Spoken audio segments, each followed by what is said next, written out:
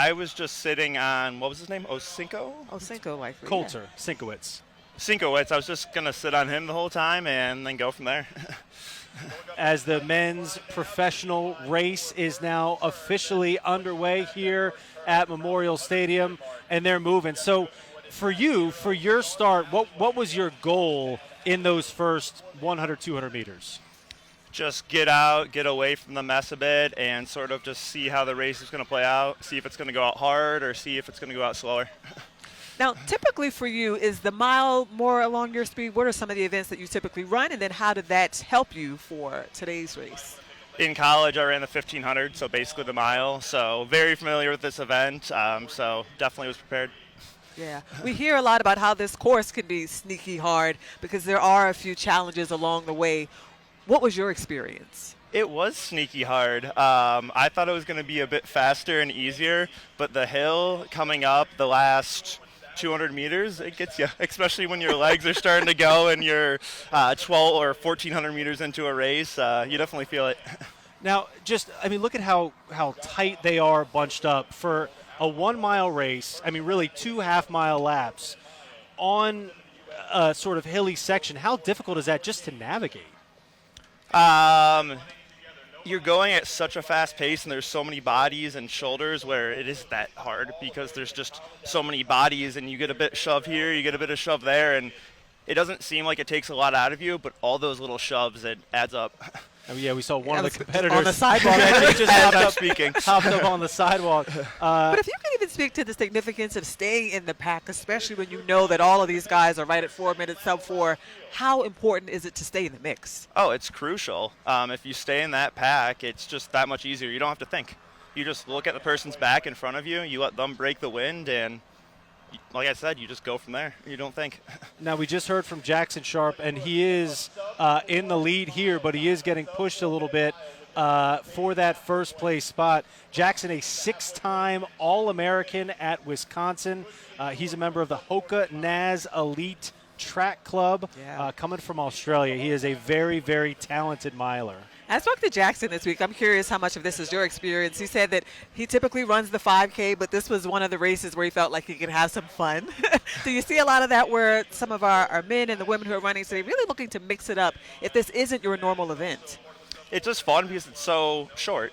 Like, there's no time to think. In a 5K, you have so many laps. You have like 15 minutes, 13 minutes to really think, where you're not thinking this. You're just running, and then all of a sudden you're that last 200 meters, and you just see how much you have left.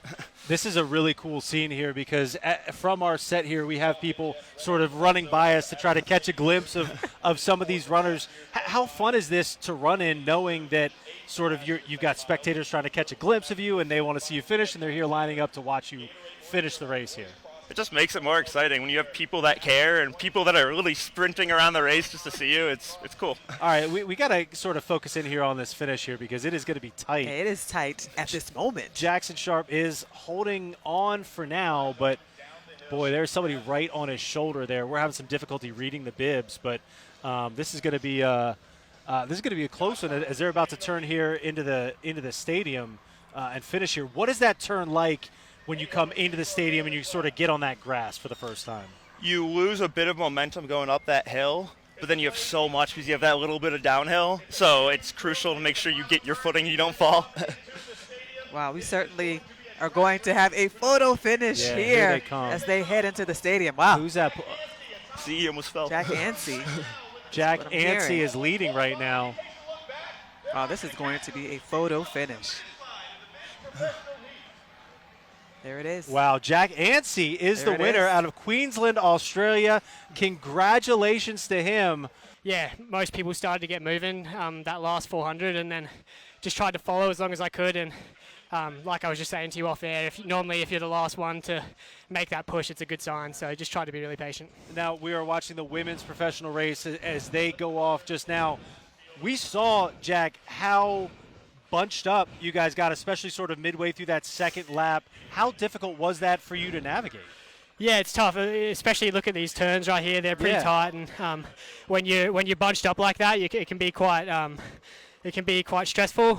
But yeah, you've just got to try and be patient and focus on your breathing. And yeah, I was able to do that, and it pays off towards the back end of the race. I'm curious, how did you navigate the course? I mean, there are hills, you're going uphill, there are some downhill slopes, the turns. What was your strategy throughout? Yeah, I've ran a lot of road miles, but this is like one of the more unique courses that I've ran with how technical it is. And yeah, you just you've got to be really patient, like I said, and try and time your moves when you can. Normally, in a race like the mile that's so short, you only get one or two really quality moves, so you've got to try and leave them as late as you possibly can. Yeah, I'm curious about that. Just you said the last one to make the move, that's who has the advantage. For somebody that isn't a competitive runner that you can look at and see, what do you mean by that? I think it's when you're in a pack like these ladies are right now, you see everyone so bunched up, and normally it's not always the case. Some people feel really good making early moves in the race, but normally if you can react to the moves in front of you and not be the one to lose patience first and go, you're normally able to absorb all the moves that come. And then, like I said, if you can push really late, that's normally going to play out well. So. Yeah. Yeah, I mean, just an incredible field of women here. You competed as well with an incredible field of pros.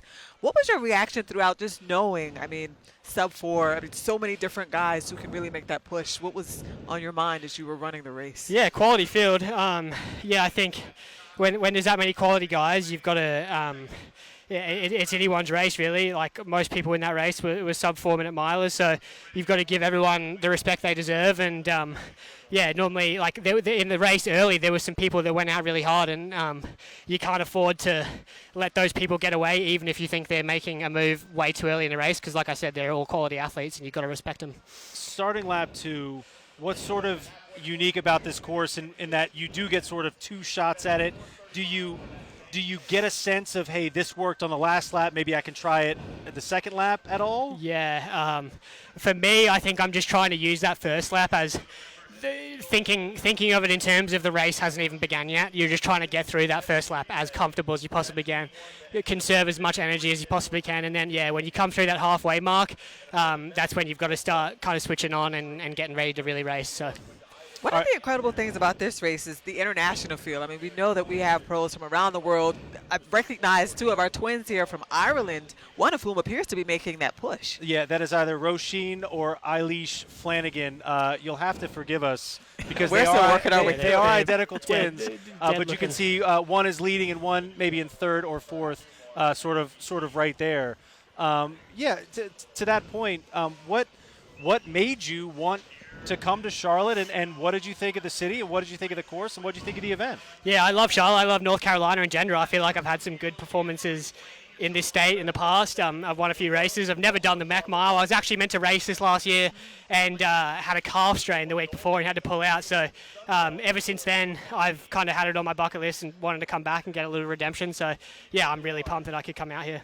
I think you redeemed yourself Yeah.